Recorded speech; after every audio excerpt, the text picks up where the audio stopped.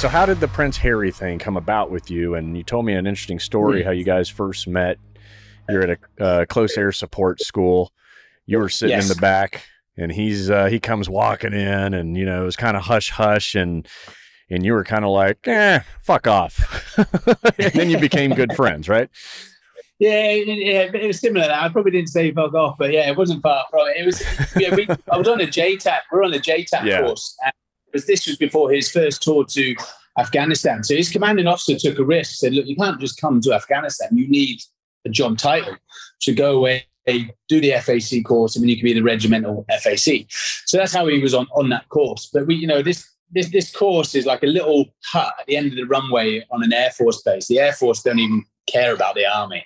But on this, you can imagine this day, every man and his dog turned up for the opening address just to get some face time. Right. So there was 18 of us on course. There was 4 SF students, 2 from the SAS and SBS.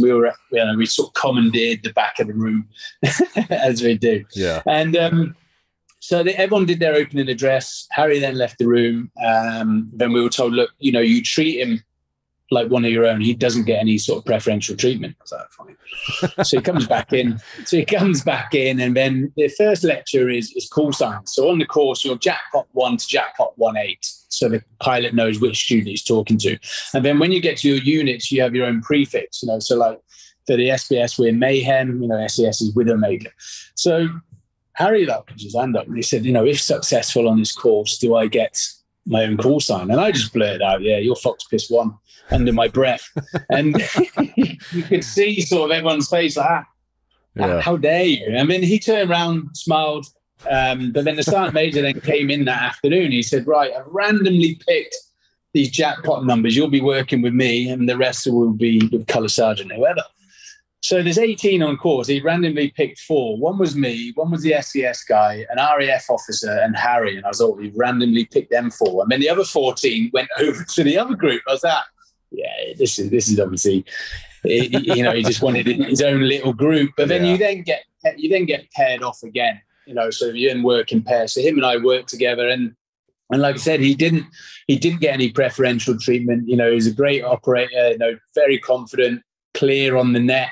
You know what I mean? So he was good, mate. He was good. And I think they knew that just sticking with that SBS guy, he's not going to give him any preferential treatment. So, and I think, you know, I always say, you know, a lot of people ask about it in the military, you know, that's probably the closest he could be to a normal civilian or, you know, doing his job, not being scrutinized by the media or whatever. He could be, you know, at that point, it was Second Lieutenant Wales, you know what I mean, rather than Prince Harry. So yeah, I'm sure I got to assume that he loved every minute of it for that reason. You know, he's just kind of with the guys, doing guys stuff, and not having to worry about all that other bullshit. You know, I can imagine it's like a vacation for him, even though it was a full-time job being a military officer and representing the royalty properly.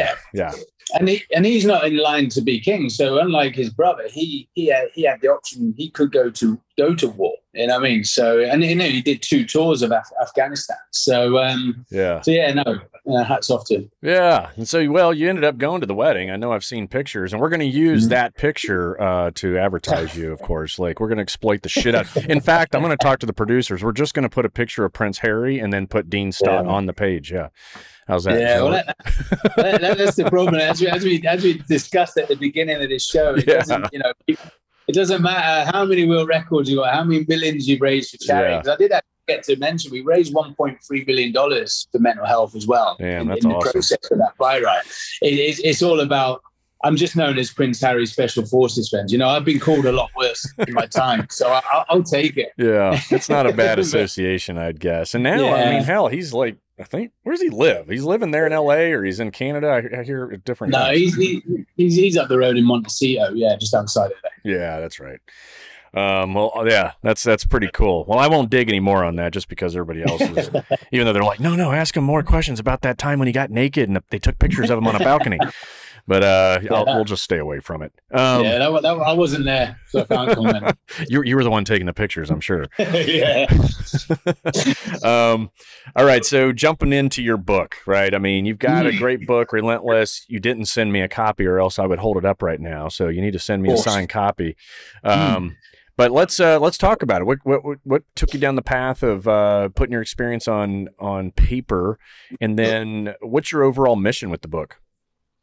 Yeah, so the book, well, because it's a success in the bike ride, things that we then did a book called Relentless, and it's been released in the UK. And the reason you don't have a book is because we're going to launch it US in the spring. So I'm saving that hard copy for you. But it's almost an autobiography of myself. You know, it's in 3 stages. The first third is my childhood and the military. You know, I don't divulge into the special forces just to keep the guys safe. And then the middle section is the security industry. You know, we've talked a couple of the projects that I've done there, but you know, when you get requested by certain presidents and prime ministers, I ended up having building a good rapport within the security industry, being the guy known as when others won't. This is the guy you need to speak to, and it wasn't because.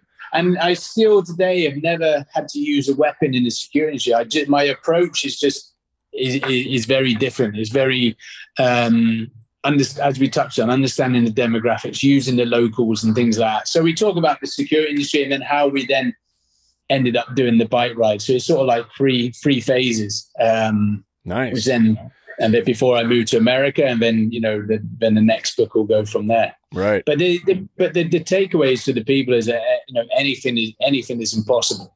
Anything is possible. You know, just the right mindset. And that's the thing. I was told that I couldn't. I'd last 2 minutes in the military. You then get to tier 1. You then unfortunately have an injury. You then become top of the game within the security industry. But then, obviously, to be successful twice, some would say it was lucky, but to then just grab a sport that you've never done before and then become the first person in history to cycle the world's longest road under 100 days at the age of 41.